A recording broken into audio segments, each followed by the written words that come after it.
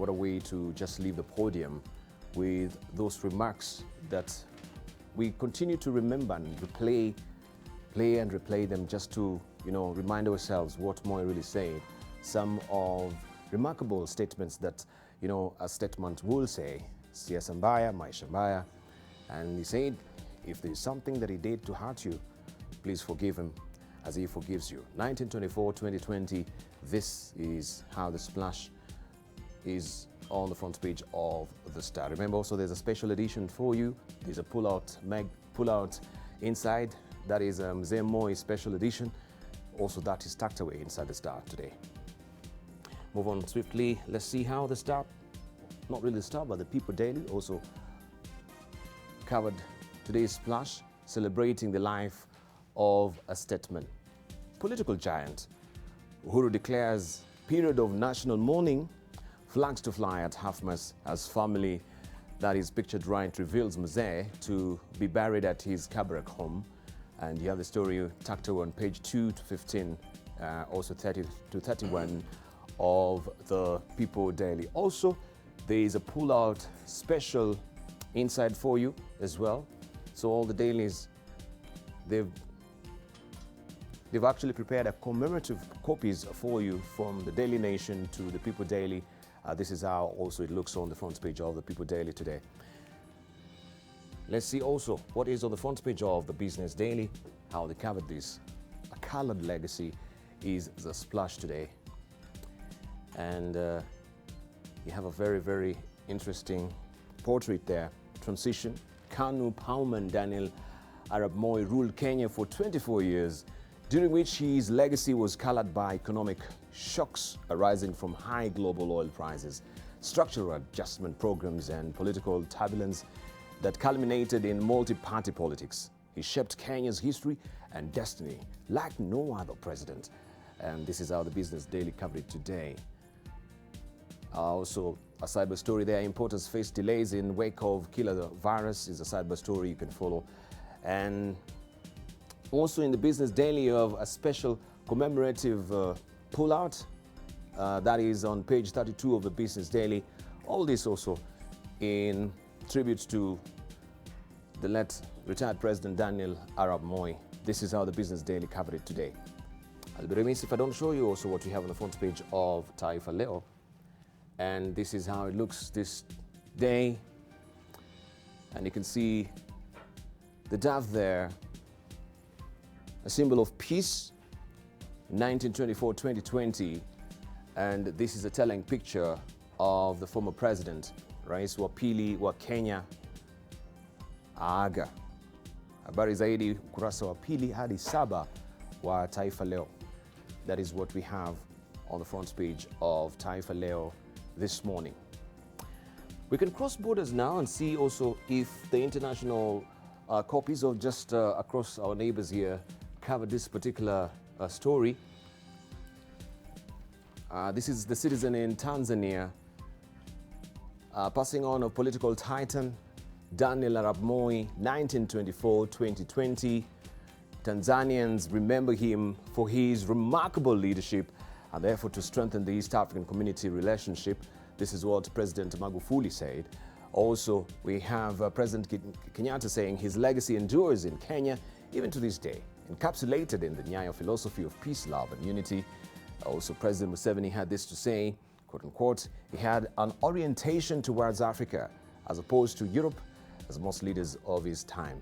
And you have his story tucked away on page 4 and 5 of the Citizen in Tanzania.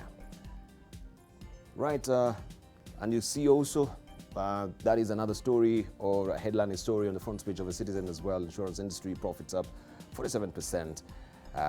You can grab a copy for yourself there. This is how the Citizen covered. Let me see what we have also on the front page of Mwananchi still in Tanzania. And this is how it was covered today. That is a splash today. But also they covered that Afrika yaombeleza kifo cha Moi. Afrika imekumbwa na simanzi baada ya rais wa pili wa Kenya Daniel Arap Moi ambaye alipigania kufufuliwa kwa Jumuiya ya Afrika Mashariki kushiriki kupinga ubaguzi, kuanzisha amani Sudan Kusini baada ya vita ya miaka 30 na kukubali kurejesha mfumo wa vyama vingi, kufariki dunia jana asubuhi akiwa hospitalini jijini Nairobi. This is how the Citizen covered it.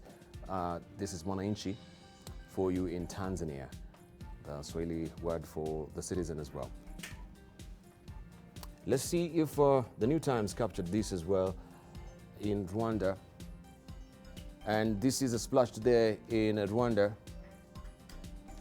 right? So no headlining story maybe of Daniel Arap Moi inside the New Times as well, but focusing on what is happening in Rwanda. Maybe if you flip through it, you can actually have a story inside the New Times as well. But this is how it was covered in the New Times today. Remember also this week we are looking at the security in the region as well. And I'll be remiss if I don't show you what also is on the front page of the East African this week so that we can actually continue with the discussion. This is what I was referring to at the top of the hour, if you joined us. Museveni's age test, East Africa Court set for Friday ruling. Eyes on the East African Court of Justice, EACJ, in key case on Uganda's presidential age and term limits.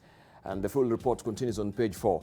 We have our panelists with us, and of course, this is a story that we are particularly interested in, especially when the region is grappling with the issues of tinkering with the constitution so that now they can accommodate people for longer, despite what is encapsulated in the constitution. So, Museveni's age test, East African Court has taken this, and the ruling will be on Friday. So we eagerly wait to see how this will pan out.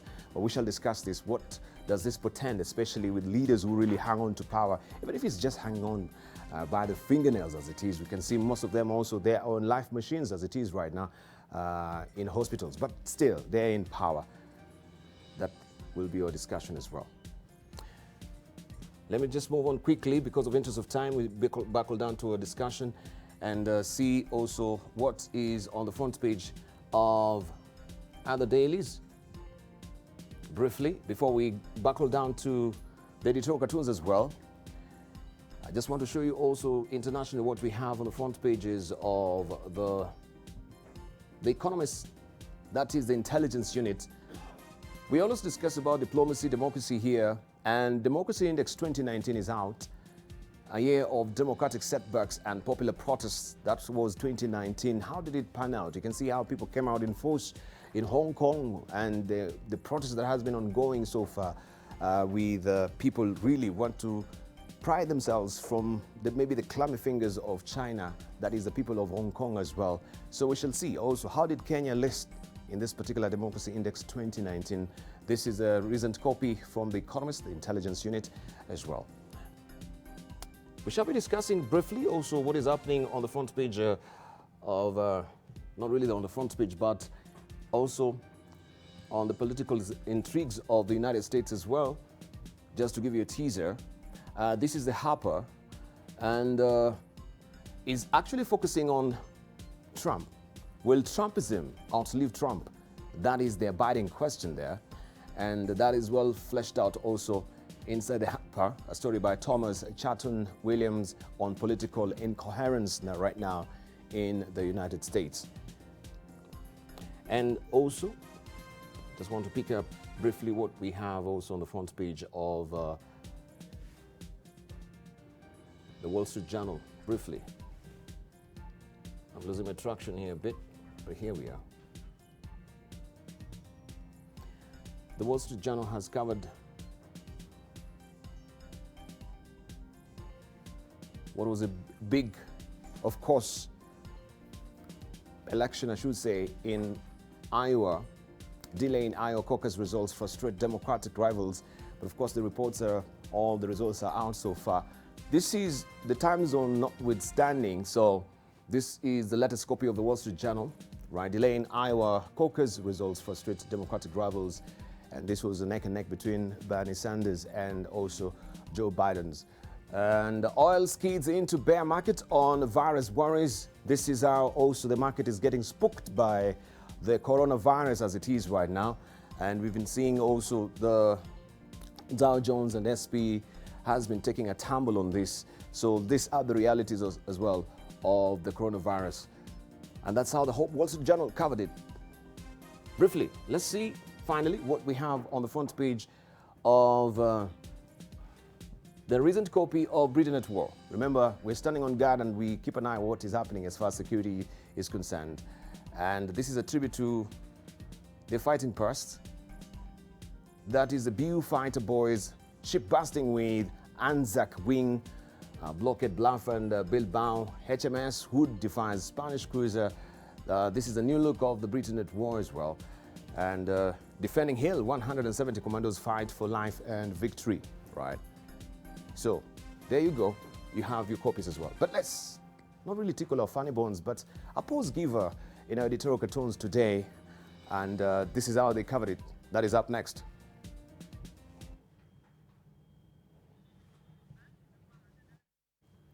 All right, I should just move on swiftly without the intro. That is Daniel Torotich Arab Moi.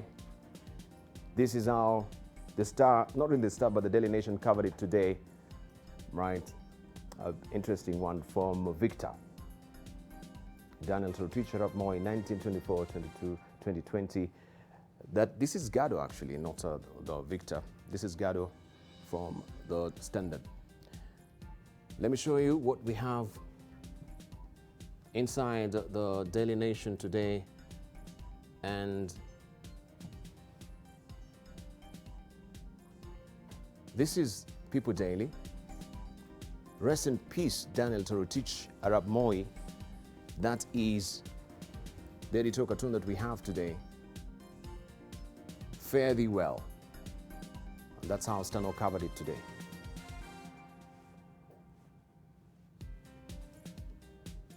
And I want to show you also, I didn't get a copy of Ozone and Victor. I think it's just hidden somewhere here. I'm trying to see if I can retrieve it quickly for you. A very interesting one as well from Victor. If I don't get it, I'll show you much later in the course of the program. There you go. Let's just go with the two of them first of all and try and get Victor's much later in the course of the program. But this is how the Daily Nation looks today. Make sure you grab a copy. There is a commemorative pullout for you as well as a keepsake. You can pass it to your children's and your children's children's. Also, your children's children will pass it along the way so that they can actually remember. But for now, we have prepared as well some, pictorial for you just to refresh our memory of where President Moi began and where he ended. And this is how it looks for you today.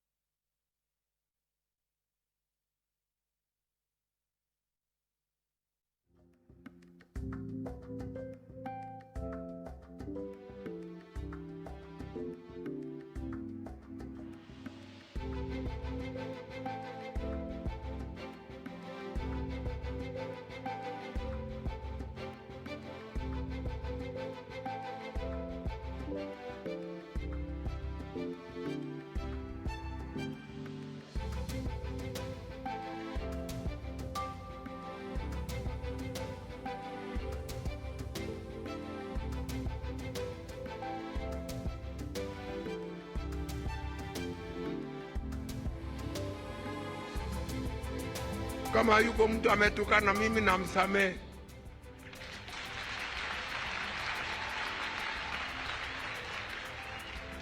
Na kama yuko mtu ambaye nimesema chochote ambaye kimeumiza roho yake.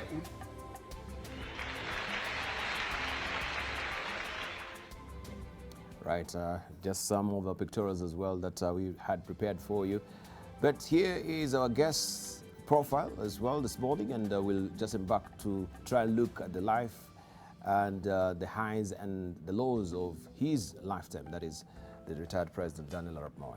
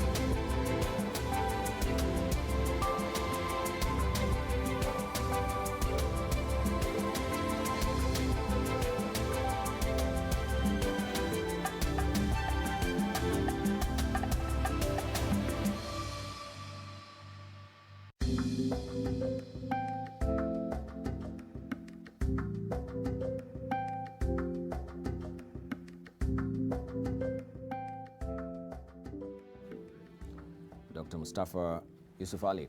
And we want to also just play by you some of the comments that President Daniel Toroitich Arap Moi had to say about security, just from our archives as well. Briefly, this is on Soapbox.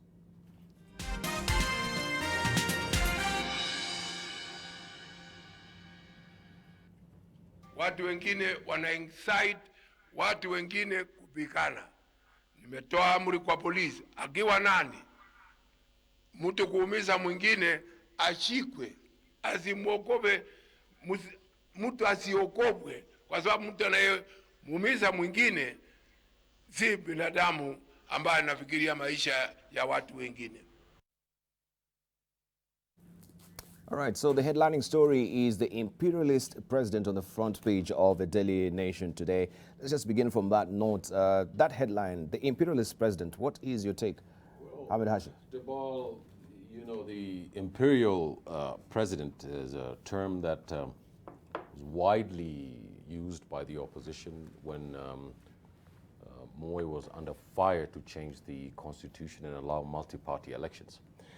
And I think it's factual that he was the last of the real strong men that we've had in this region and probably in Africa. Mr. Moi had absolute power. Every institution in this country was governed through State House. And that power, Debarl, was not the making of President Moi, it was the making of President Kenyatta. The late President Kenyatta. And you remember Debarl at independence, the Prime Minister's office and the Governor General's office was fused into one monolith. And the powers of the crown and the powers of the government, as it were put together, and Kenya became a one-party state with one man. And this was the fad during the early part of independence, because everybody believed that with a strong state, with a strong government, that lots of development work could be done. Well, what happened to Debarl was the opposite. The tendency for people to get repressive when they have absolute power is absolute. But the one thing Mr. Moi exemplified, in my opinion, Debarl, Mr. Moi was a nationalist. Mr. Moi was a person who had grown in the garden of nationalism in this country, anti-colonialism and anti-imperialism. And you could see strains of this nationalist sentiments that he had by every cabinet that he appointed. You would never see it heavy with ethnic groups. It was across the country. If you look at all of Moi's cabinets, this is one of the things that you will notice, is that Moi brought a lot of other people who are outside the political economy of government into government. A lot of people who are politicians and leaders today, probably all of them, owe their political lives and their careers to Daniel Toroitich Arap Moi. There were some places in which people would have never served in government hadn't it been for Mr. Moi. And probably that is one clear-cut achievement that we could say President Moi brought into government, and that's a sense of ownership for the whole country, of all the people into government. Well, the second thing, Debarl, I'd like to say is Mr. Moi's character changed. Remember, Abe Lincoln said that if you want to know the character of a person, you give him power.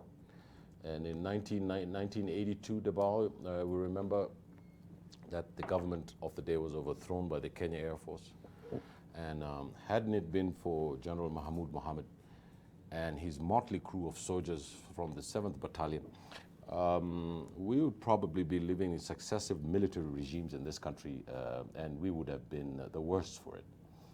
And I believe that that moment in 1982 was the signature that underlined the transformation of Mr. Moi from a fatherly figure who wanted to do well for this country into a strict disciplinarian and authoritarian leader who brooked no challenge to his rule. And I think there are two Mois. There's a Moi who took power from Mr. Kenyatta and the Moi of after 1982. And these are two different people. And President Moi, also Debarl, did a lot for education. My generation, I remember, drank the milk. And we looked forward to it every day at 10 o'clock. It helped a lot of very poor children have something to eat during the day. Education grew exponentially. Thank you. I don't know how the quality was, but it grew exponentially. Right. Last word, Debarl. At the end of the day, I think all Kenyans are mourning, not only President Moi, but they're mourning a passing of an age. And I think that after this, people will have much more to say about Moi. But in African cosmology, you know, we cannot say bad things about the dead. All we could say is the good things that he's done. Right, thank you. And I want us to go sequentially, because I think also you've raised and you know, rolled all things into one, from education, from security. We can try and go sequentially, just beginning also, how did Moi transition from one sort of predicament to another, or the high moments in his life as well, beginning with the coup, you know, the terrorist attacks as well, and how also he organizes security apparatus, you know, using the provision of the commissioners, right to the chiefs, down to the ground. He was in touch to even to the local mwananchi on the ground as well. Let's try and just move sequentially and try and see also, when we have the last imperial president, it brings to question also the issue of putting so much power on the executive, right? And we know the debate has come to the fore that presidential sort of system is antithetical to democratic politics as well. This is being questioned everywhere. Democracy is actually being questioned as, is it the epitome of good you know, governance? Maybe we can hear from Dr. Mustafa briefly. Yeah, Debarl, many things happened during Moi's time and reign, good and bad. I choose to remember the good things that happened during that time. And one is the inclusive politics that Moi played, and I think Hashi has alluded to that. The cabinet was always, you will see the face of Kenya in Moi's cabinet. The years that marked, that were really milestone in Moi's life, and of course Kenya's life, is 1982 during the coup d'etat, 1991 when Kenya transitioned to multi-party state, 1998 when there was a major terrorist attack here in Nairobi. I remember I was there when Moi came, and he was asking the terrorists basically and big powers, don't bring your war to Kenya. And in many ways he was cautioning Kenya. He didn't want Kenya to be involved in power politics, the U.S., Soviet Union, the competition for power, and all that came with terrorism. Then in 2002, when there was a peaceful transition. But Debarl, one thing that reminds me of Moi is when I was a child in 1990.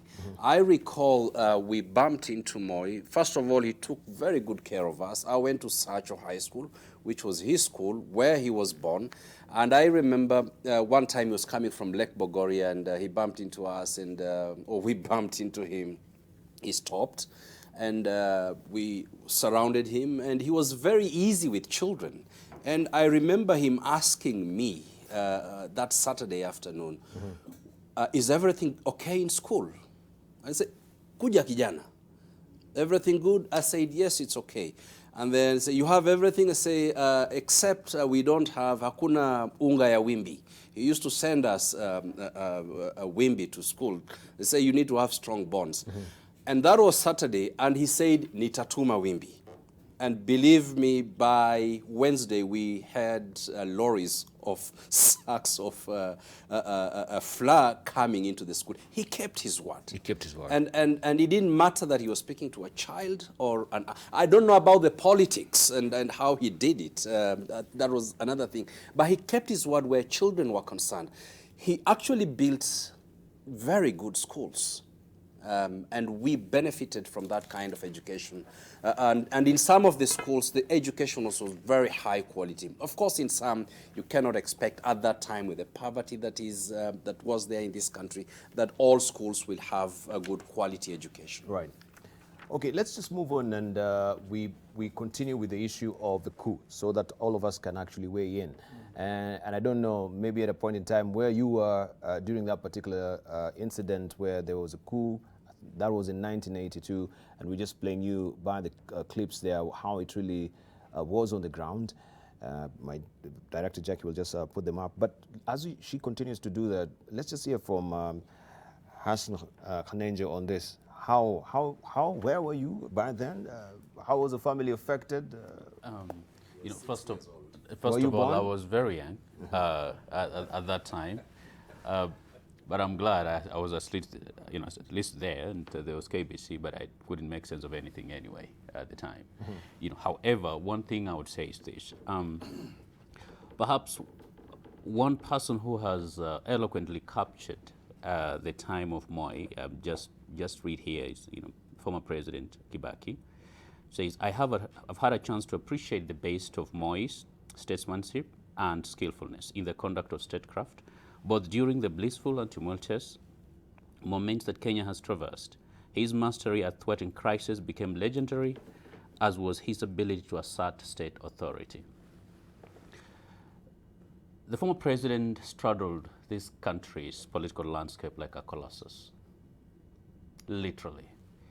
He was mysterious, he was loved, and he was feared in equal measure. Part of it, of course, speaks to the history of the moment, the experience I think he went through in 1982, but also the politics of the Cold War that, of course, had made it easy for even the previous president to pretty much turn the country into a one-party state. And so I think it's important to have understanding within this context. But I think there is no denying that if there was one man on this part of the world who was a Pan-Africanist, was President Moi. It is indeed true that when it comes to even regional diplomacy, I think a few presidents at the time could actually match what he was doing. And that is an area where he got most respected. And I echo Museveni's words yesterday. In the 1990s, when Kenya for more than a decade faced international isolation, Moi still led this country at a very difficult time when our treasuries were empty. And the fact that he maintained the unity despite lots of mishaps, of course, in the 1990s as a result of political pluralism, I think it's something we can be proud of. Of course, there are so many other things that we should not forget that perhaps should serve as a lesson, because we also had a lot of challenges politically, disappearances, some people have not been compensated because of things they went through during that time, and not to mention a lot of these ethnic clashes also began, under his watch. So, but that's not to minimize the fact that he was able to accomplish certain things. But I think even as we mourn, we should remember this, because those who do not remember history, they're condemned to repeat it. And I think also will be a good point. I should have started with Brigadier. I don't know, Brigadier, where you were during the 1982 coup. Were you in the force? How did this really happen? Maybe you can just refresh our memories and tell us what was the rigors of it, the reality of it to many Kenyans. This was something that had never happened in the history of the country. Debarl, 1982 was indeed a historic year for me, because a year ago I had been recruited as a cadet. You had been listed by then? Yes, a year ago, 1981. And in March 1982, we were commissioned. And I'm happy that I was among those who were commissioned by President Moi in Nakuru. And in fact, he shook my hand because I was the second best cadet all around, which was a great honor, for me. I'm saying jump to him. Now, the epicenter of that coup was both Nairobi and Nanyuki, where the Air Force were based. And it was done by our junior soldiers from the Air Force. That period found me in Nanyuki, 1982. And I remember early in the morning when Lenny Mambo announced that, whatever had happened, and we actually weren't aware of what had gone on. The only thing we knew was that there was the Nyeri show, which was on, and we were told a bit of issues at the Nyeri show. But that morning, we were told in good time that the country had been overturned, but very quickly, the system informed us that is a coup, and therefore we were required to replace that coup. And we young officers who were in camp were then called together to march to the Air Force base and bring order. Remember, at that time, the timing was very good for the coup planners because much of the Kenyan force was out on exercise in the north, actually in Lodwar, and they were really far outstretched. In fact, a good bulk of the army was out. Few who were now in camp, we were called in together, given instructions, and we were told to go and bring order among our brothers in the Laikipia base. And then we marched in, got support from other camps also, and immediately brought order in Nanyuki. In the same token also, our soldiers in Nairobi were asked to bring order, of course, as Hashi said, under General Mahmoud. They were able to march to the KBC station and arrest the situation and bring order. And I want really to commend the Kenya Defense Forces for a wonderful job. Wonderful job. The good thing is that that coup was confined within the junior ranks of the Air Force. It had not spread across to the entire armed force. And therefore, the Army and the Navy were clean and when called for, they were able to revert that order. Also equally important is the fact that officers from the Air Force, very few were involved in this coup. Very few. In fact, most of them, maybe about a handful, were involved. The rest were all clean. I didn't know about this. Therefore, we were able to communicate with them also, and from inside, be able to address this issue and bring order. Overall, I want to say that President Moi of 1978 and President Moi of the period after 1982 were two different people. Dramatically different. Yes, different people. And indeed, the fact that in Africa at that time, the issue of an imperial leader was the order of the day. But for Kenya, the first 4 years of Moi's rule were clean and nice. There were no issues at all.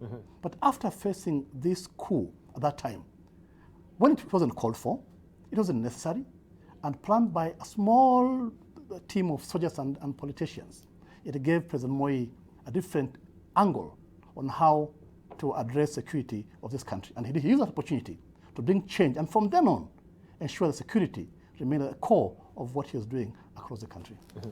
And so the personality really changed. He knew that we have an enemy within, so this transition was not really as he will have really desired it to be, that everything will be peacefully move on, but we have enemies who want maybe to ride power from his end as well. Ambassador. Debarl. Were you listening to KBC by then? Where were you? Okay. Give us a bit of history. It would be nice to know. Okay. Let me tell you a little bit of history. But before that, I am reminded of the words that Mark Anthony said when he came to Bari Sisa. And he said that I have come to Bari Sisa and not to praise him. The evil that men do lives after them, but the good is interred with their bones. I'm fortunate to have served under Kenyatta. I also served under Moi, and in fact I worked with Moi on matters of regional integration.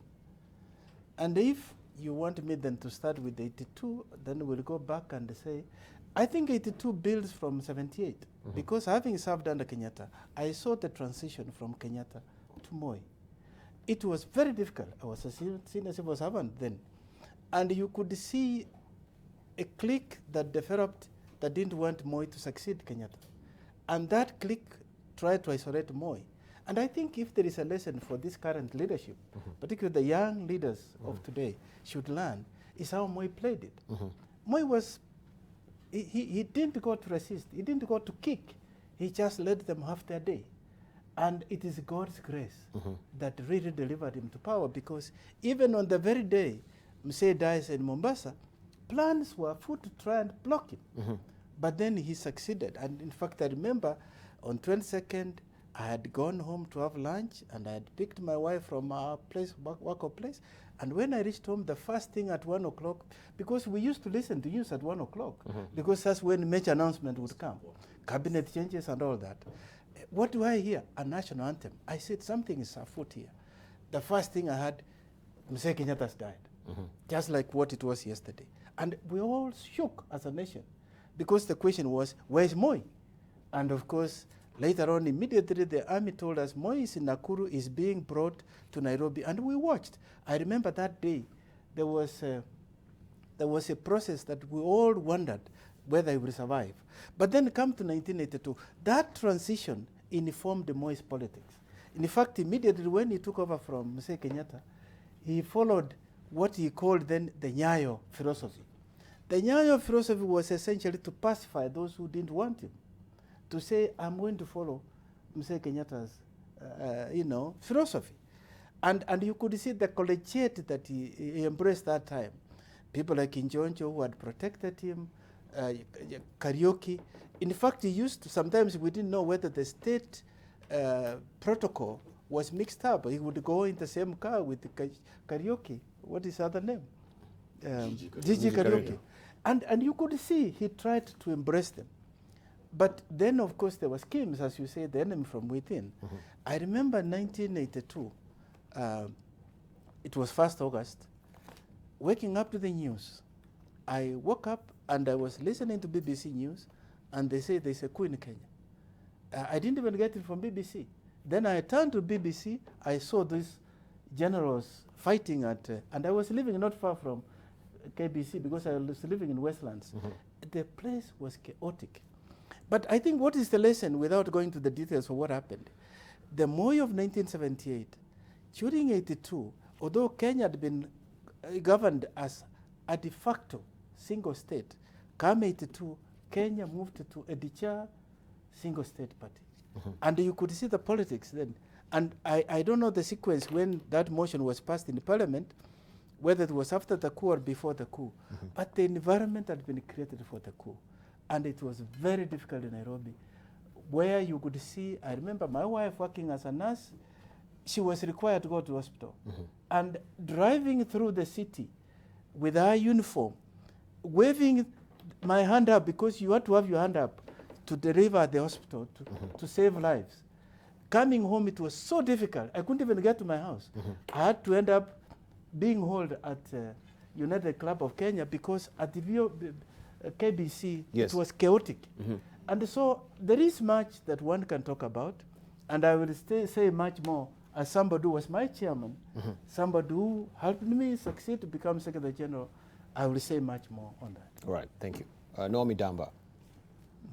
Debarl, let me, 1982, I was in, actually at the Colorado Air Force Academy, studying military strategy at that particular time.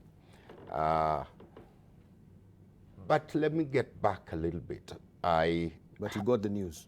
I got the news from one of the general who said that Kenya government, there's been attempted coup, and he had very, very clear information in detail what has happened. So when I got it, of course, I called my father, and he said everything is okay, it's under control, we are going to be safe. And I knew my relatives were safe. Let me get back a little bit. I happened when I was in Form 1 over here going to, now I think it's called Jamhuri High School, but at that time it was Duke of Gloucester. That's where I went to school. I was chairman at my young age of the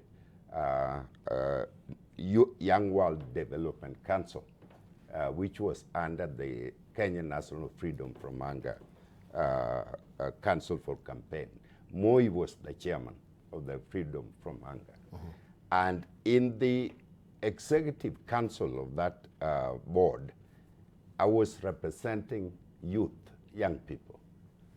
And Moi paid a lot of attention to me. In fact, there was a point he just touched my head and told me that you will make a difference in this country. And we interacted several times. We marched for freedom from hunger. We organized campaign to do irrigation in that country.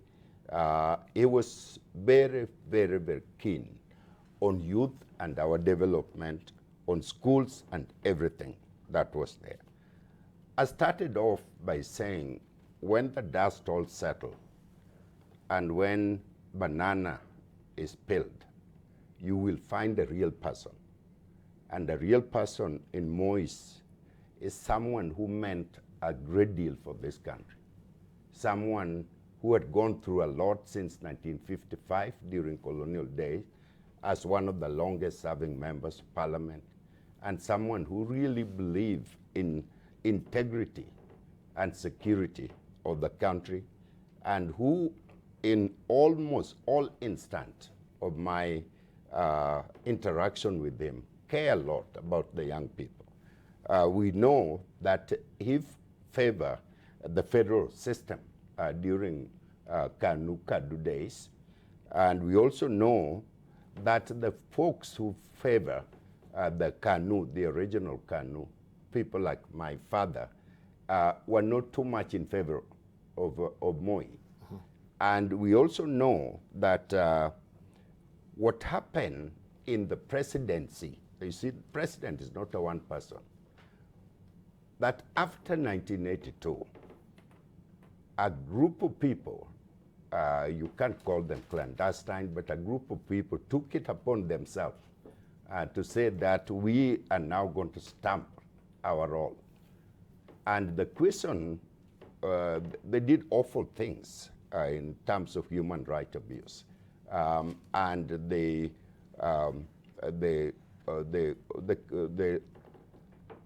destroyed families, they destroyed system, and they were out on themselves. The question, were they representing Moi interest?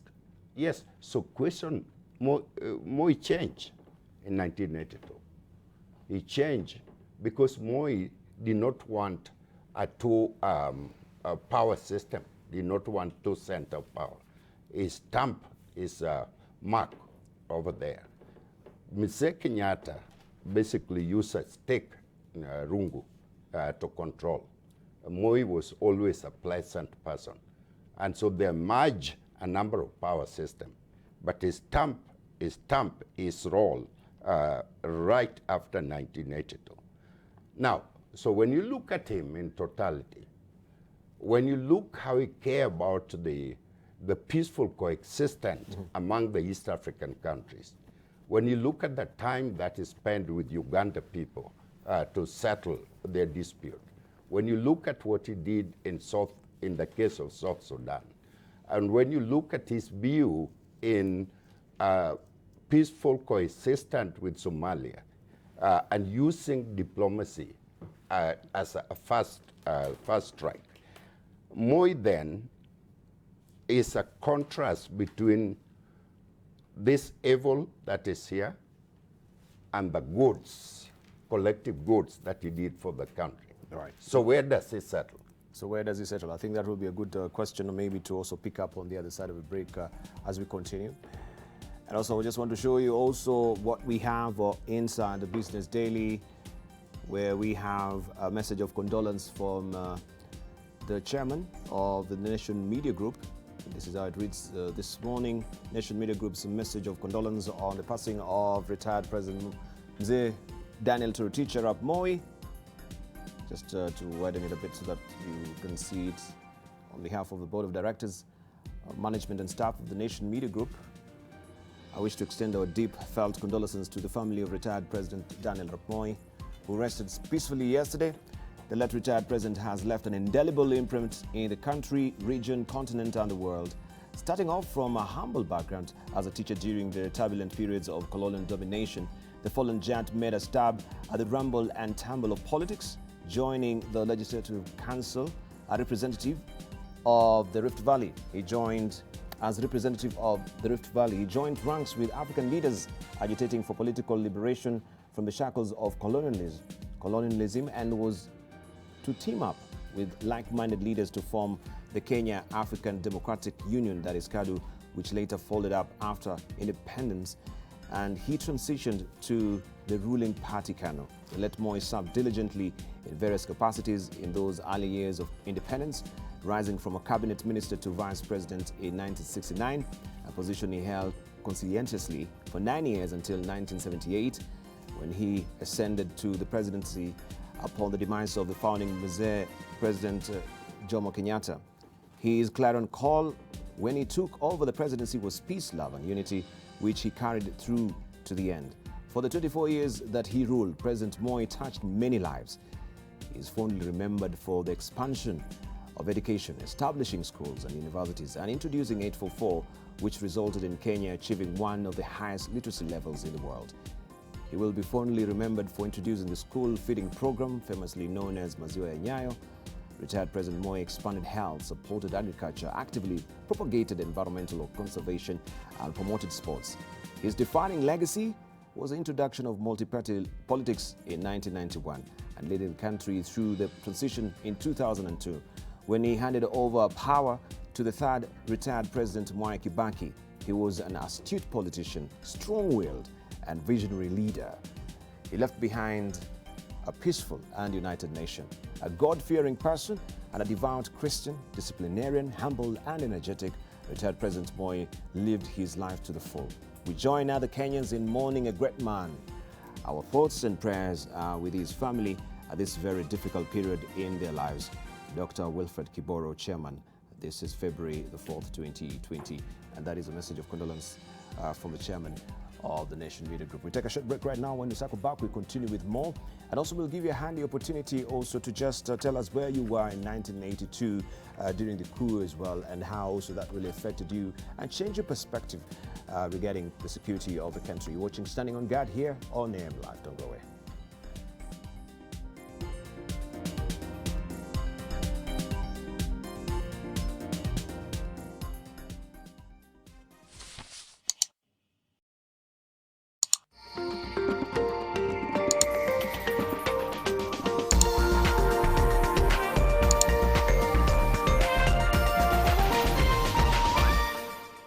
Welcome to our big family.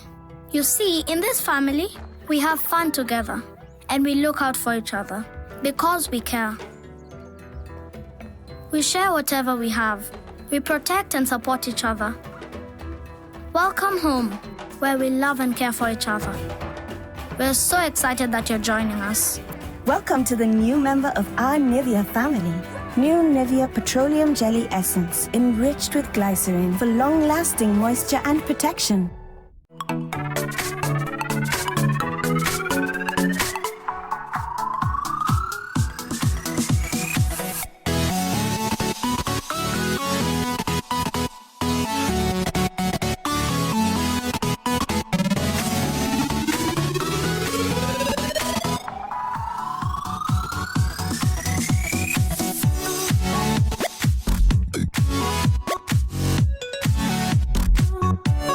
For exhilarating drama, just move to NTV. The Lake Victoria is very important. It's a resource to the region. 77 ilikuwa samaki nyingi kabisa, kwa maana maji ilikuwa safi, na siku hizi hakuna samaki because of dirty water. Hatukunywi maji, ni kama hii maji imekia wanyama. What we release back to the lake meets the regulatory standards. Hii maji ilikuwa maji safi, na sasa hii huwezi fanya nayo kazi kwa maana ni mafi kila wakati.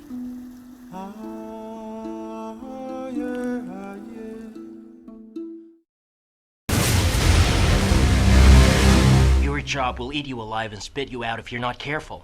I know my limit, so don't worry about me. How's the stock market today?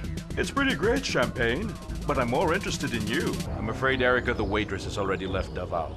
Our men are now just looking for a chance to get her. I know I'm asking for a lot from you right now, but I beg you, please take my son away from here, or they might come back here one time and kill him too. Hey, your hair looks nice too. Hey, excuse me.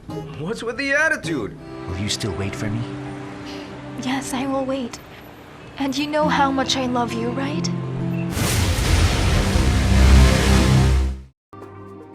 Health is a human right, and science facilitates the enjoyment of that right.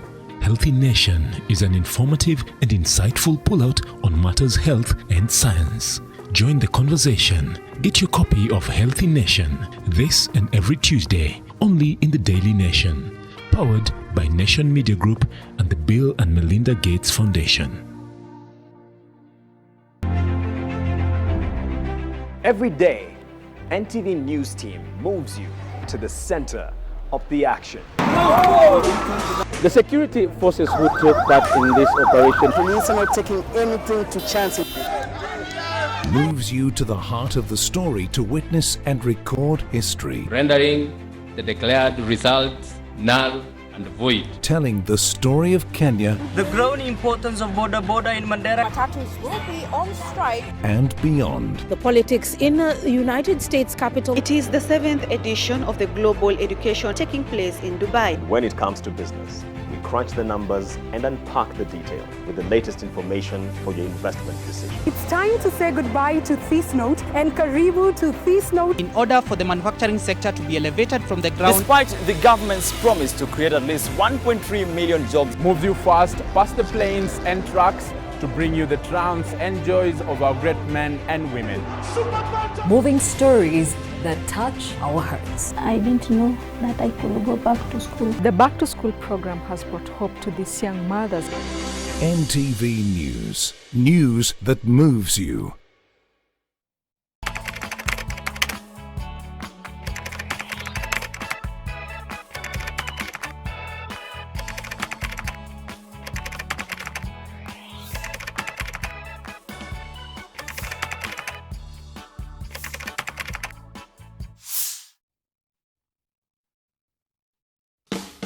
The blind man told police officers, afade mimi sijawahi ona bangi maisha yangu yote.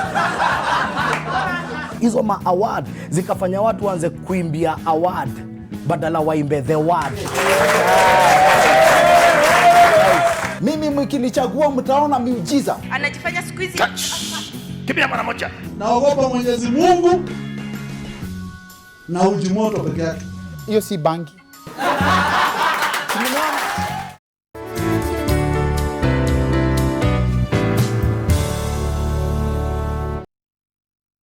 An e-slip number or a new establishment code should be used as a reference when making payments to allow for the processing of 2% levy remittance. Remember to file your 2% tourism levy on or before the 10th of each month.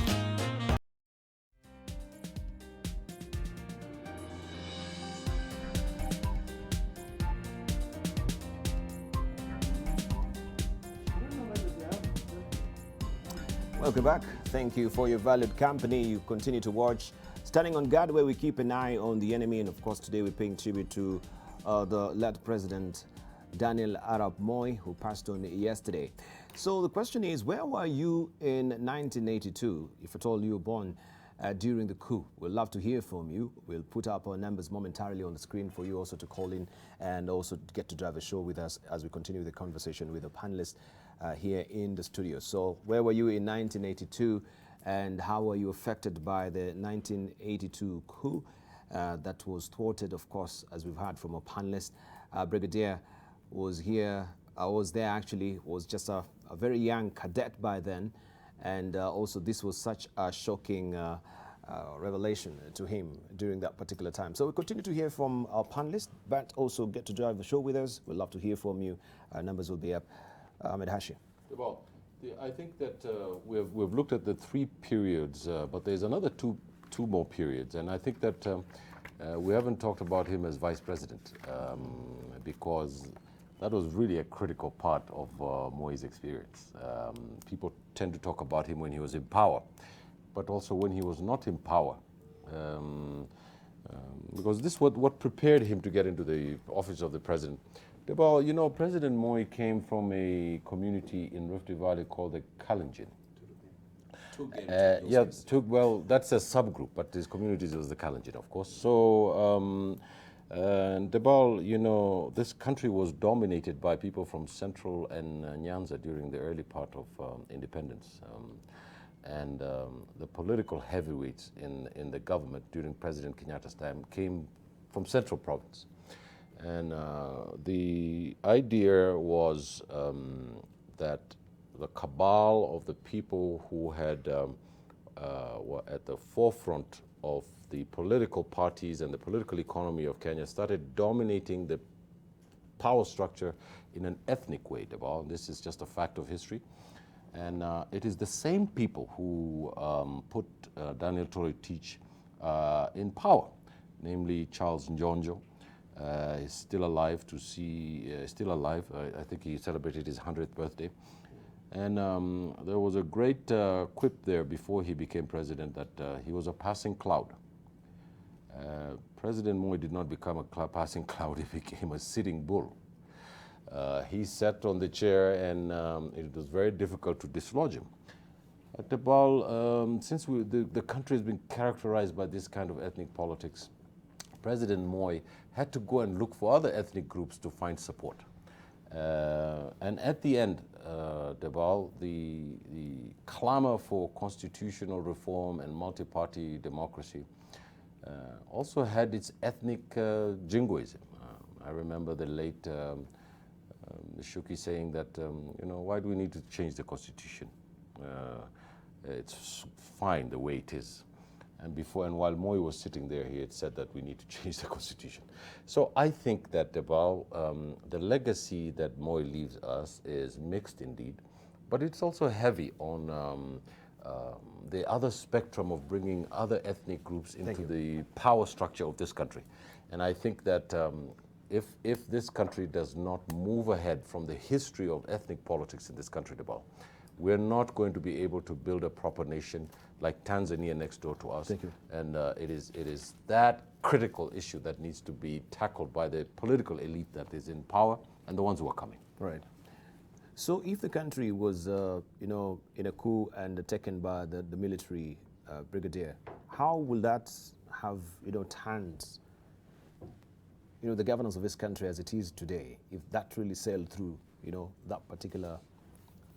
Well, Debarl, I'm not an advocate for military coups, and I'll never go for that whatsoever. But we're just trying to see, yes.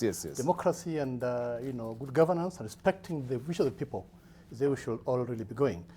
But history tells us that once such an incident comes in, then you'll see plenty of it.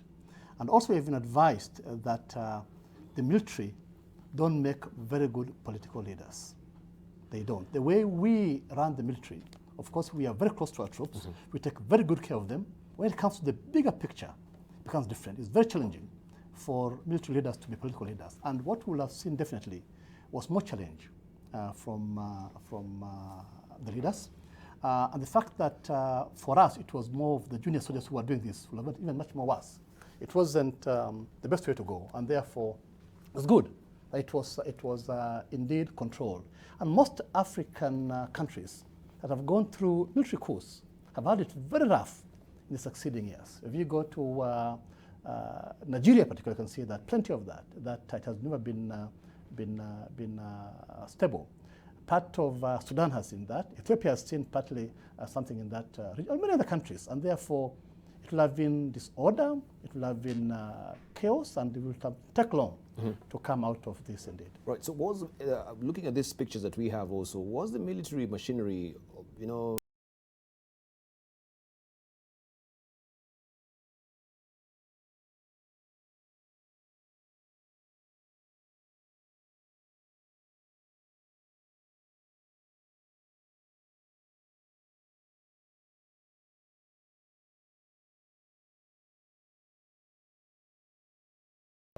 many people lost their, you know, property if you didn't have or own or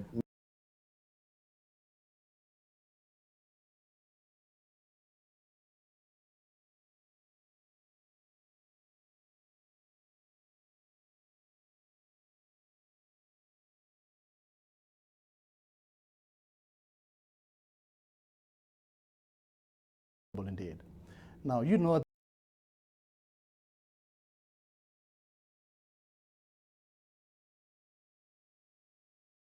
misemploy the resources in their hands. And the first thing that we saw, in fact, you mentioned about seeing all that arsenal. Part of it was not used by the government. It was used by the coup planners. The first flights with F-5 out of Laikipia was planned by the coup planners. But as I mentioned earlier, the fact that the pilots and the senior officers were not involved in this coup was very important and very crucial indeed. So that any armament on aircraft that were actually used at that time were used in the forest, not against our own people, not against our own resources. And therefore, the officers did very well. Now, the good thing is, as they were out in the air, the military on ground was very fast to address this issue. I know, on the other hand, as you mentioned about aircrafts, we were actually beefing up into Nairobi, and there were troops from Nakuru coming in, artillery and all that. But again, not really to employ that against our own resources, our own efforts and all that. It was much more to try and calm the situation and bring order. Having said that, I also want to mention that it was very challenging for some of us that we were actually bringing order against our brothers, our parents, and our friends. For me, being in Nanyuki, most of the officers in Laikipia were very good friends of mine, very good friends. And therefore it was very challenging. Pick up an arm against your own brother, against your parents. But the good thing is, again, we never went beyond limit. We never went beyond. Those who were injured out of that conflict were very few. The fact that we were out there was good enough to give a face and a force that will have our colleagues put down their arms. So those who were actually victims of our own actions were very few. And it's good that that understanding was there and relationship. And therefore, using that, we were able to bring order. I therefore would say that as those who were now trying to recover the situation, we didn't use anything beyond our means. We controlled all that we had and used it only where it was necessary. Only where it was necessary. We didn't really go beyond using that. In terms of the looting, again, at that time, it was much more like the order in this country that when there's a small crisis, even a small uprising, both the public and us will go in and start looting. Yes. So we saw a bit of looting, which was going on. But I'm happy to say that also we're able to bring under control and actually bring under order in a short while. Right. Yes. Thank you. I want to gravitate the discussion even as we're winding up on Moi and we move on to Kakamega. Right now we have the Prevention of Torture Act that was ascended to also recently by the president. But looking at the regime of President Moi as well, this is where we had the highest number of people being tortured at the Nyayo House chambers as well. And you can see this was what was headlining the front page of the Business Daily as well. We taxpayers now have to foot this particular bill. This is 888 million shillings bill for torture by state. Most of them have not been compensated, as it were. When we're talking about imperial presidency and the power within the executive, that the presidential sort of a system that we do have right now, this is, the scale of reality that we have also to embrace. And human rights, as it says, the amount will be used, this is the amount that will be used to settle 52 cases filed by survivors of Nyayo House torture chamber after various ministries were directed to deposit cash with AG. Could we talk about this particular act that we have right now? And also, we taxpayers are to foot this particular bill as it is right now. This was happening during his watch. Dr. Mustafa. Yeah, Debarl, in African culture, it's very hard to speak about the ills that the dead did. But maybe just to note that torture and human rights abuses were a blot to Moi's government and Moi's legacy. There were a number of people who were put to very difficult situations, including torture, and some of them are still alive today. Nyati House and Nyayo House were synonymous with torture, particularly the underground dungeons, which were exposed after Moi left power. And there was no need, let me put it that way, there was no need to go to that extent to torture people. You could isolate your competitors or those who were bringing a lot of trouble by taking them through the court of law because you control power and lock them up without injuring or harming anybody. That happened. It's still today, as we are speaking, I do not think that this issue will go away. And there is a lot of reparations due to those people who were tortured. And the government of the day has to deal with that. Kenyans have to pay for that. My position is that it was unnecessary and that at some points that Moi did, or his people did go overboard in ways that they should not have gone overboard. Right. I've lost my sequence. After Mustafa, it's Hassan Kanenje. Thank you. Yes. I think the language under the former president was less about observing of the human rights and more about the committing of human wrongs. And because this movement on human rights is, I think it became more prominent during the political pluralism in Kenya and of course today. But at the time, we lived in a fairly closed society that was essentially a police state. And of course, we have to put everything into context. Now, I agree with Dr. Mustafa that it is extremely difficult in the African setting to talk about wrongs that were committed under the presidency or a leadership of somebody. But as I mentioned earlier, I think it's helpful even as we appreciate and we mourn the passing of one of the perhaps greatest leaders on the continent in terms of impact, that a number of things have undertaken, which of course, because it was under his watch, you cannot help but of course then discuss it even when history is written. For instance, the assassination of Dr. Robert Ouko. It set a precedence of other assassinations and mysterious deaths in this country that have not been solved, up to now. And so when we cannot be able to address, how can you lose a foreign affairs minister just like that? And it turns out, he's been shot and banned. Stuff like that is serious. And as a country, we need to reflect in a very somber way, what is it that they didn't get right and what is it that we're not getting right too? Because if we don't go back to some of those things, it's going to be a challenge. I think, for those of us who went to the University of Nairobi, we know the struggles, we went through generally. University of Nairobi students used to be almost philosophically, anti-government. They were not anti-government because they hated government. It's because enlightenment tends to inspire you to become idealistic, to want to hope, for better things. And there were a lot of other things that happened. There was a lot of repression, let's face it.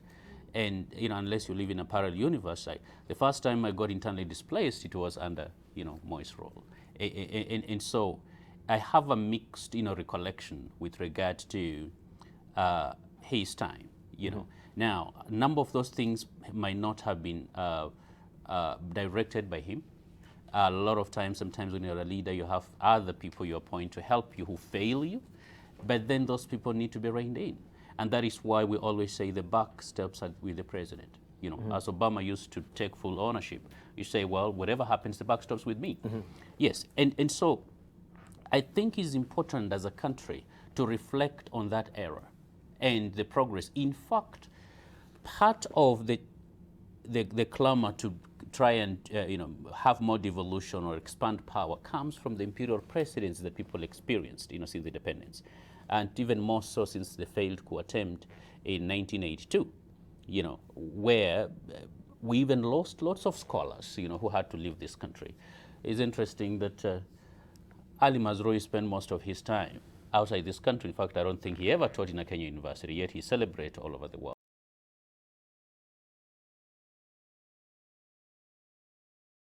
Brought back in 2003 to be met Vice Chancellor by Kibaki, and so we have to be cognizant of some of these realities if we have to be honest with ourselves. And what I always say is, if you think you love your mother, you have to love her enough to tell her that, look, walking around exposed, naked, is something wrong for us, okay?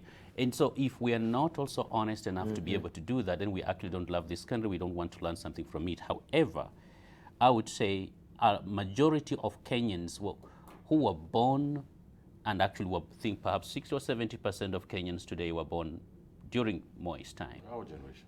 Exactly.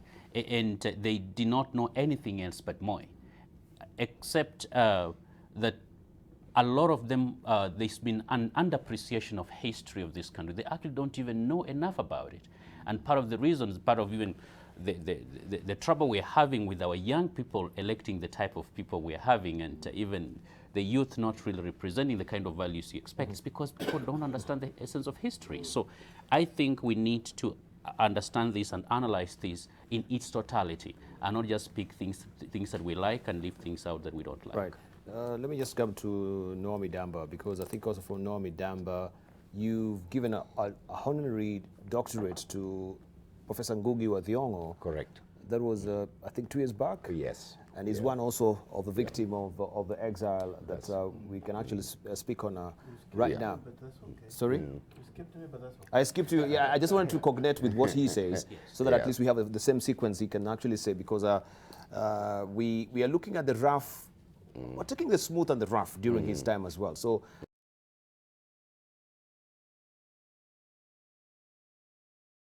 maxim that is being fronted, that we always speak good about, a person who's here, and not the evil. That one is a maxim I don't really subscribe to. We have to let it all hang out with decorum. Just a moment. I think this is Naomi Damba. We'll come to you. Debarl, Harry Truman, and I'm paraphrasing his statement, said that each succeeding generation must take full responsibility in dealing with the ills committed by the past generation. And therefore you ask the right question, should all these people be compensated for all the ills that were committed by the past generation?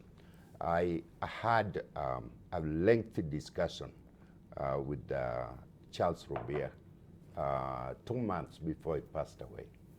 And Rubier said precisely that. We need to correct the ills that are past, because if we don't, those ills are going to continue to haunt us. And Debarl, when you look at Wangari Maathai, and when you look at Ngugi wa Thiong'o, these are outstanding scholars, and you will find the work Europe and outside Asia, their names are not in the academic system. But when it comes to Kenya, Ngugi wa Thiong'o was never. So when my team got together, we said, now, why? And we went out to California and got Ngugi wa Thiong'o and honor for the work that he has done. And Wangari Maathai also, once he passed away, then everybody knows her. But before, none of the university in Kenya ever acknowledged that. So the point is, if Kenya has to deal with this past, then we precisely must be responsible to correct the ills so that we can move ahead as and have peaceful coexistence in terms of ethnic groups and development strategies for this country. Right. Okay, Hashi, then we'll come to you, Ambassador. I think it was Hashi. And then it was you. Okay, no, Ambassador, continue. No, you're a diplomat, so I've got to be diplomatic. Yeah, go ahead, Ambassador. Yeah. Okay. Debarl, I think in analyzing, I want to build on what my prof here said. What lessons do we take? Because we can all have this litany of the good that Moi did and the bad, and then a balance sheet. So what? But I think it's important to learn, because inherently all human beings are born with evil in their mind. And given power, you can exhibit that. As it says, give a man power and you see the true character. You have seen what is happening in America. America is drifting towards an imperial presidency. You have seen what has happened in South Africa, where there was bad governance, an ex-president being taken to jail. Or you have seen elections being cancelled in Malawi. What lessons we learn out of this governance? When I remember from the 1980s, when the economy was really taking a downturn, when our politics was also moving towards single party, the resistance was not entertained. And we had no tolerance. And I think it's lessons learned even as we now move forward the BBI. How do we listen to each other? Because what happened then, if you remember, there was this Kenya issue, and at the university, which was epicenter, it was so difficult then to distinguish reasonable voice and genuine criticism. And what was it? To stamp that out, to the point that you ended up with this violation of human rights and creating these torture chambers. I think what we should learn from here is that we can never say we can never go back. In fact, I want to accept what the editorial, the headline here says in The Nation. I don't quite agree that it can be said the last imperial president. It could easily happen. We are very fragile in our politics. But I accept the second line, which says, the good man, dirty game. Politics sometimes can be very dirty. And those who have excess, quest for that power can do bad things. And so let's learn that the nature of us as human beings, the tendency to be able to keep that power, you have seen it even in countries. In fact, if you look at the environment under which Moi grew, it was, during the Cold Era, the Cold War era. And so at that time, the West looked aside so long as you aligned there. And Kenya, as a capitalist state, whatever was happening, nobody would talk. Until it was 89, when the Cold War ended, that this push, the change of 1982, 91, 92, took place because the global environment was also good. But it tells us that we are indeed fragile as nations, and we're evil as human beings. Thank you. Thank you.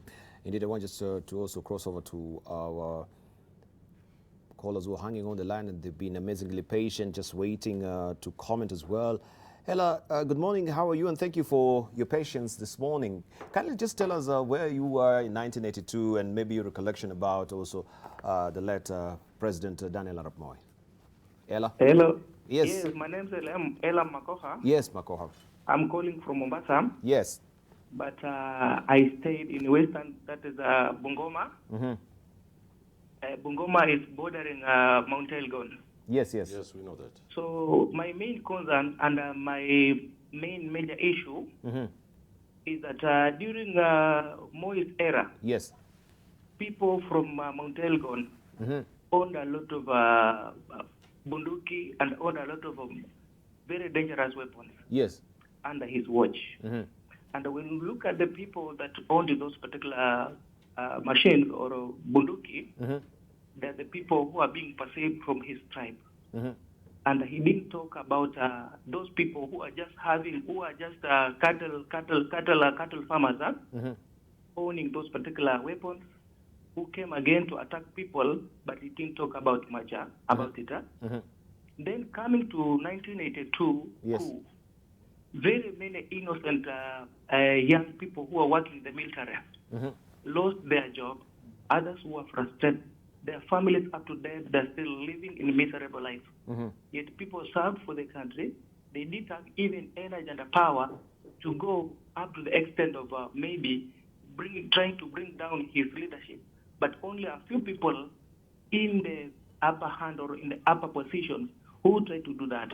But instead of him going to the ground and finding out the information, where it started, who manipulated everything, he decided to put everybody who was within that particular military into jail. Most of the young people rotten there.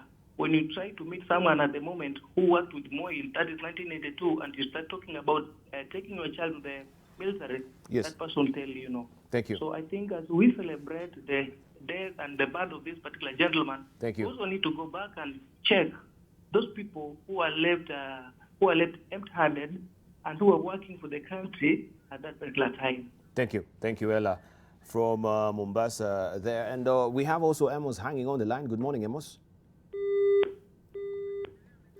Well, we'll get back to Amos. I think we've lost him. He was really hanging on the line for quite a long time. But reactions there, this is the reality that also I think Dr.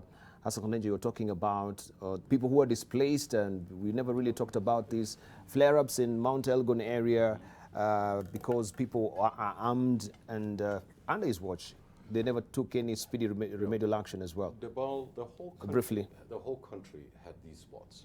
In 1984, we know what happened in Garissa, what happened in Wajir during the Wagala massacre. There are atrocious abuse of civil rights and political rights, and most of them were in northern Kenya, and very particular communities at that. But the flare-ups around the country were there. There was President Moi, the late President Moi, was essentially not a man who sat on social power. He did not have a base. The political economy of Kenya at that time was contested between certain groups. And when President Moi sat on that seat, he had to use the state and the institutions of the provincial service and the military to consolidate his power. If he had not done that, he would have been thrown out of that seat. So I think that was a projection of the angst and the unbearable lightness that was it was there at State House during his time. Of course, others could look back in time and say you should have looked to consolidate power in a much more consensual way, in a much more peaceful way, in a much more inclusive way. But the structure of the colonial state, Debarl, did not allow that. You know, one of the things we remember is that this state that we have here, Debarl, was put in by colonial interest. And its nature, it's predatory. So if I'm made president and sent to State House and I press a button, something is going to explode at the other end of the country. So we have to give Mr. Moi context. We have to give him the landscape in which he was operating in. But nobody should excuse, and every Kenyan knows the pain and the suffering that people have been through. And that is going to be a postscript. It will be written about in the coming years on end. But right now, we want to send our second president out in style, in a state way. And when the dust settles, we will start writing, commenting, and looking at the real political economy of Daniel Toroitich Arap Moi. All right, thank you. So we want to turn the crack now and also continue mourning as a nation with the 14 children who perished because of a stampede. Questions are still hanging on the rafters of our minds as Kenyans, and we wonder, how could this happen? When these headlines were splashed, people were wondering how. It doesn't really, I don't follow, I don't connect with this. A stampede, how did it happen on a stairwell? Were they spooked by something? If there is a teacher who, as it's being alleged to, maybe who threatened to punish them, what really happened to corporal punishment and just doing away with it? Are we restoring that back? And what really made these children, go on a stampede, as it were, and most of them dying as it? There are lots of loose ends that we're trying to tie. Investigation is still undergoing, but we've not been really told exactly what really happened on the ground at Kakamega Primary School. This is the stairwell as it is. Is it, according to the building codes, that maybe should accommodate such a swath of, pupils that we know right now? It was around 3,000 as it is right now. Was it narrow? Were any safety precautions also taken in building this particular, of course, structure? These are questions that are still lingering on the rafters of our minds. And I just want to rope in Dr. Mustafa on this, first of all. Really appalling as a nation. 14 is a huge number for the families that are affected by this, going through the grieving moment as it is, and they have questions. And do you think the government has been quick off the mark to really answer these questions? Debarl, where children's issues are concerned, unfortunately, very few people pay attention. Perhaps it's only parents and loving parents at that pay attention to their children. If we are to go by the incident that has just happened where we have lost so many children, those are so many children trampled to death. And the other incidences of fire that happened recently here in Nairobi at Moi Girls and many other places, then it is very clear, Debarl, And politicians and leaders and those in charge of education should not be skirting around these issues, that we do not care about our children.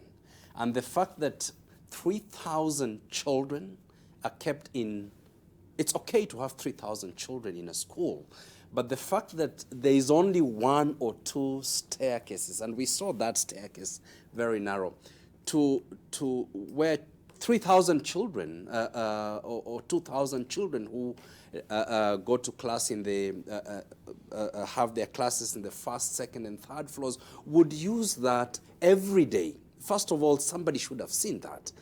In terms of safety, Debarl, it is very clear, and they are not just national regulations, they are international standards and regulations that have been put in place, as I said earlier, by the United Nations agency that deals with children's affairs, UNICEF, that works very closely with governments in terms of coming up with the minimum standards of how that space, and it doesn't matter whether it's school, hospital, kindergarten, or dining hall, how it should look like. There always should be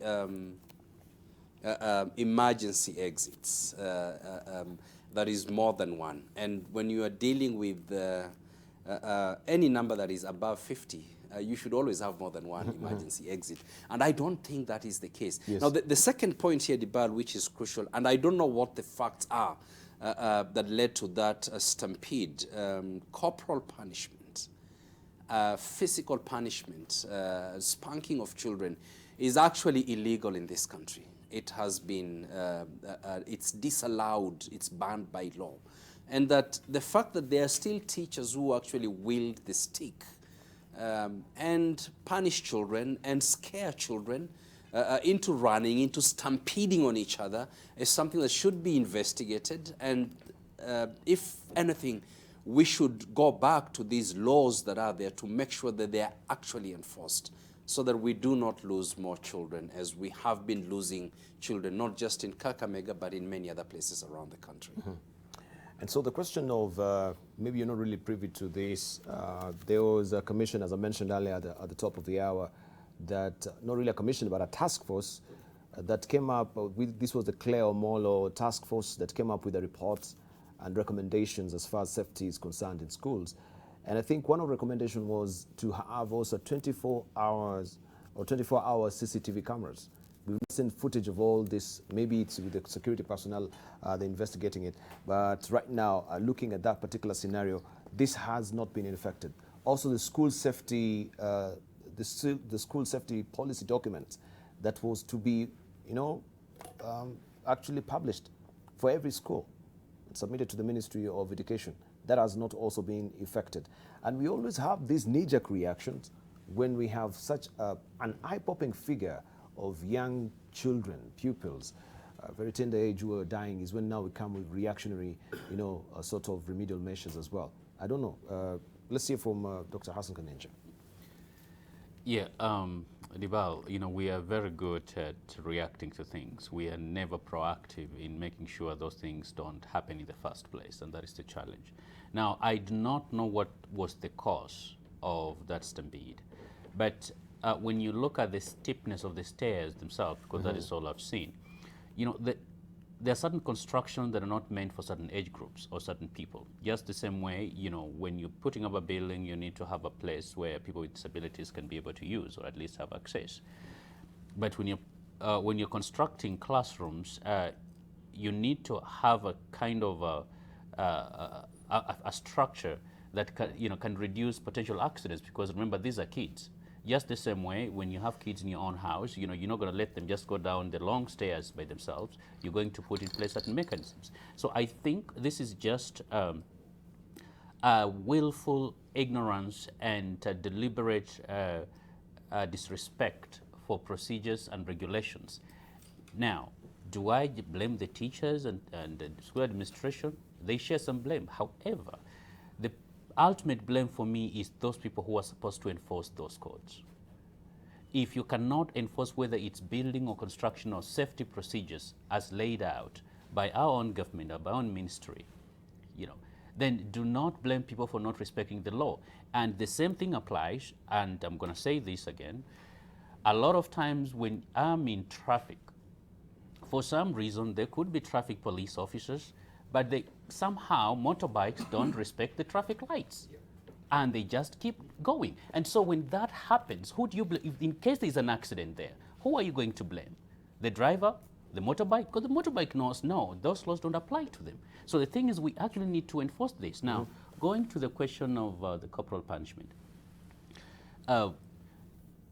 this goes to parents for me. You know, please discipline your children so they don't even have to be raised by teachers out there. One of the mistakes we do in this country is we substitute our parenting and outsource it to teachers.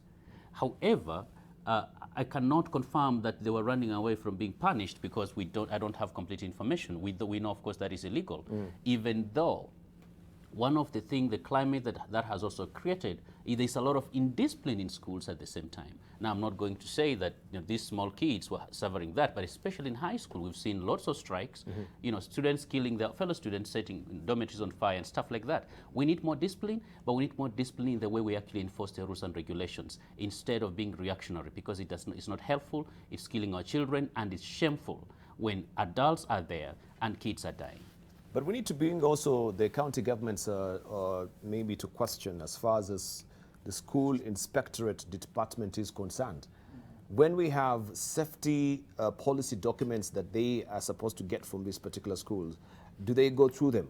How often do they actually check, the safety parameters within these particular schools, from the stairwell, from the fire extinguishers, congestion in the dormitories, as it were?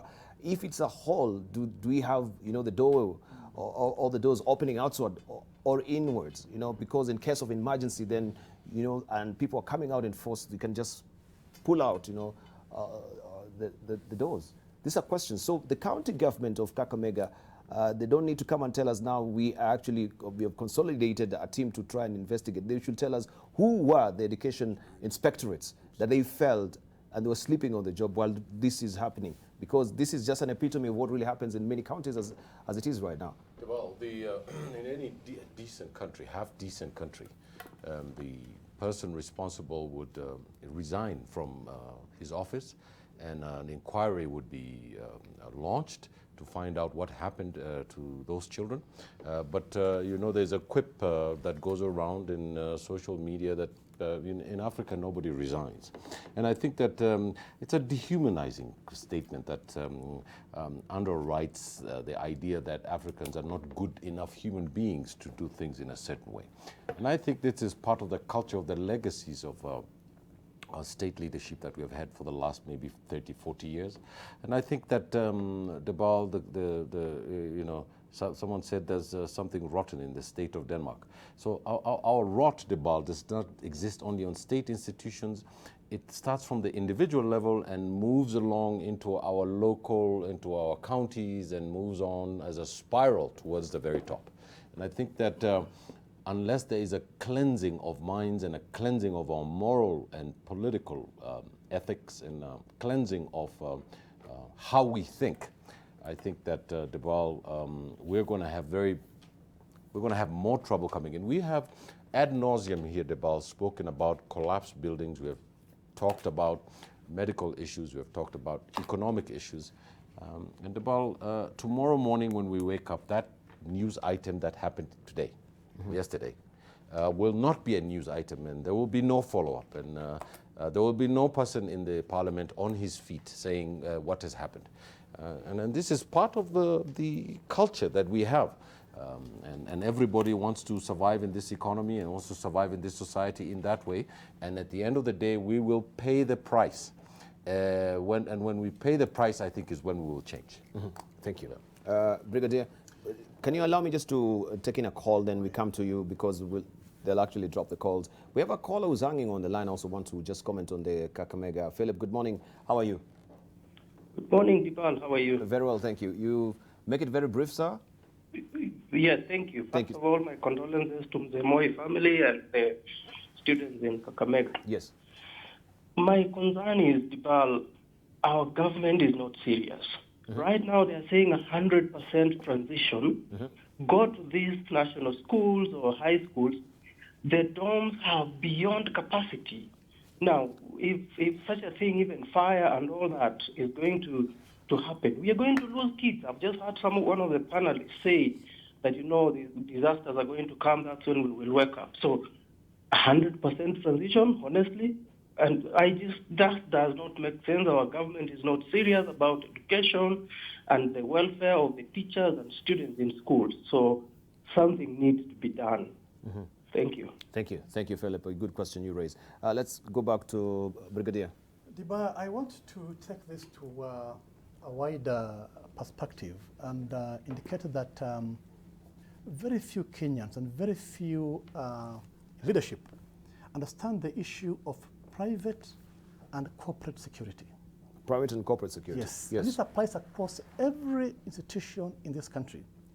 Our concept of safety and security is confined to the old traditions of guns, gets, and guns. Guns, gets, and guards.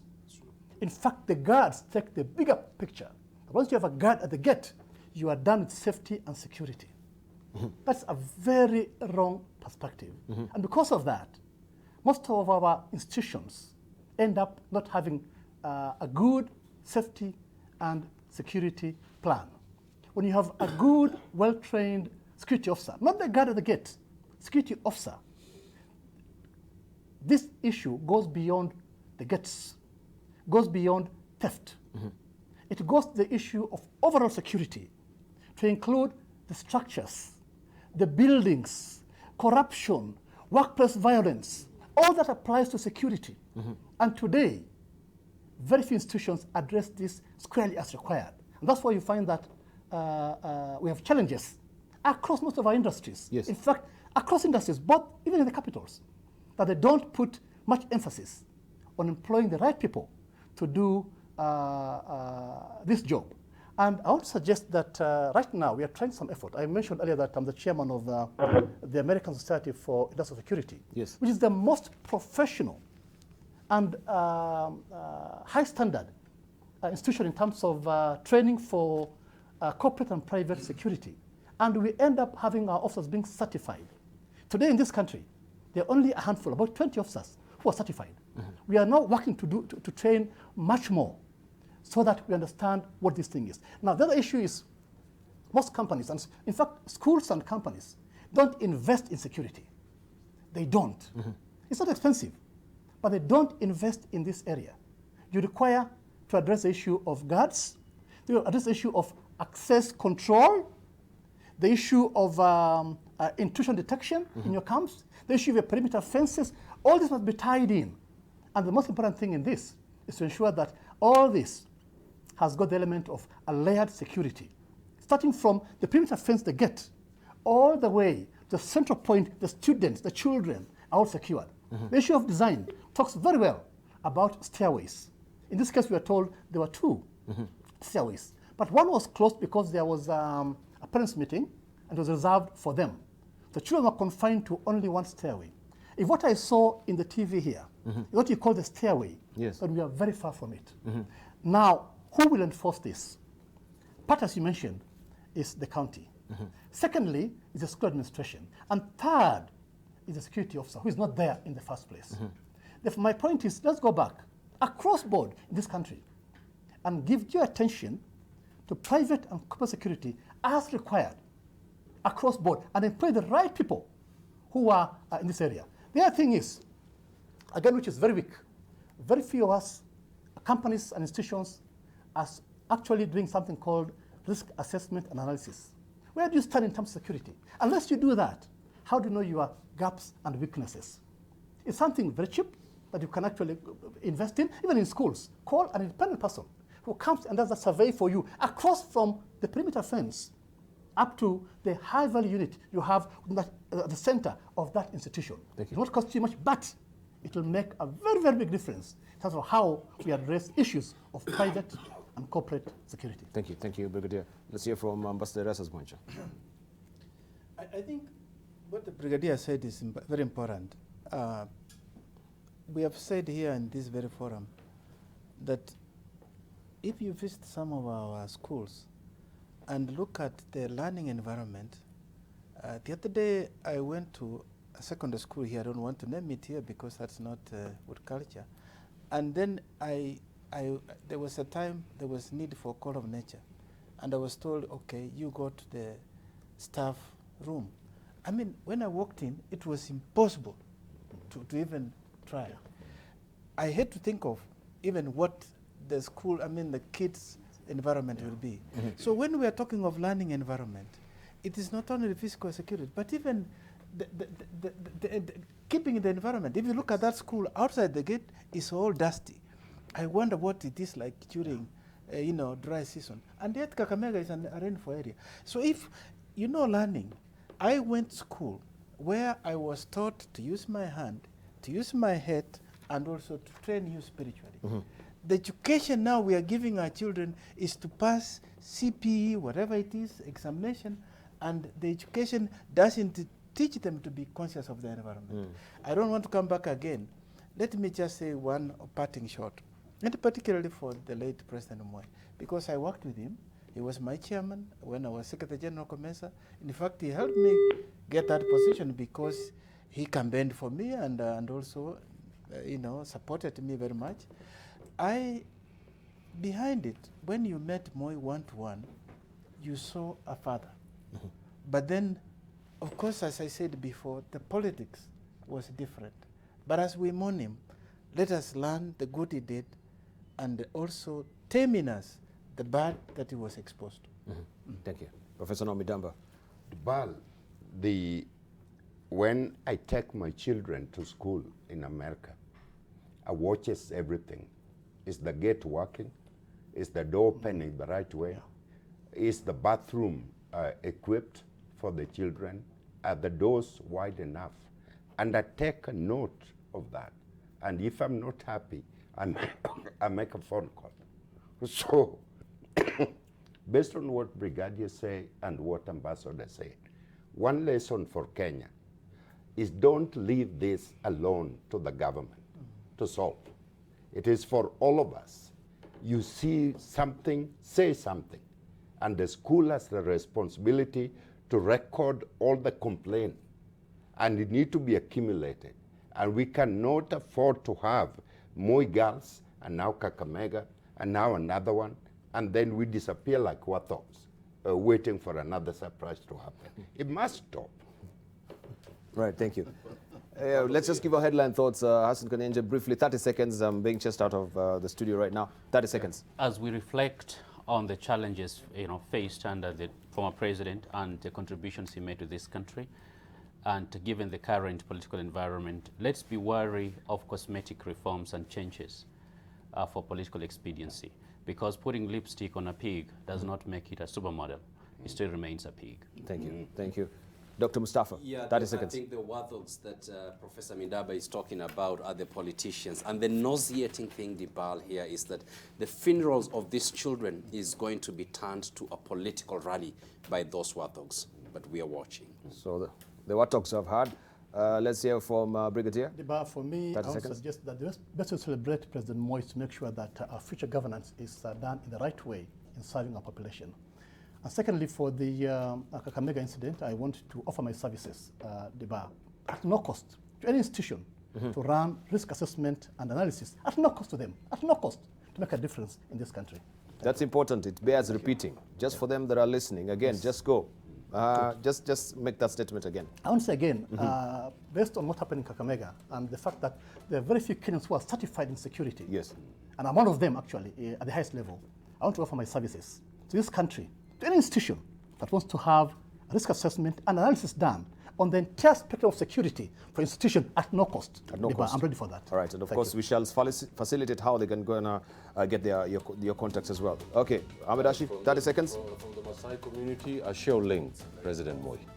Rest well. Thank you. Ambassador Rasas Moincha, you gave your closing remarks. Didn't mind, but I don't Thank you. want to. All right. Okay. All of us need to learn the lesson of President Moi and this time. Thank you. Right, we winded at that particular point. There are reactions also on Twitter, but we want also to give you the compass of the day. This is the True North. What are the events that we shall be following for you? Maybe you can also dial us this morning. This is CS Munya to see off the signing of an MOU between 5 lending institutions involved in the implementation of small and medium enterprises. That is SMEs Fund. Also, Safaricom Foundation set to launch the Ndoto Zetu Phase 2. And also the National Treasury to hold a workshop for all principal secretaries at the KICC. That is happening today. Right, we leave you with these words of wisdom. That is a quotable quote of a day. Security is not expensive, it is priceless. And this is Jeremy Smith, right? It's not expensive, it is priceless. Make sure also take advantage of Brigadier General Ahmed Mohammed, who is offering these services for free. If you want to do a risk assessment of your security in school, that is being offered for free. Kindly contact us for you to get his contact so that you can actually reach him and try and get those services. Thank you for your valued company. AM Live continues on the other side of the break.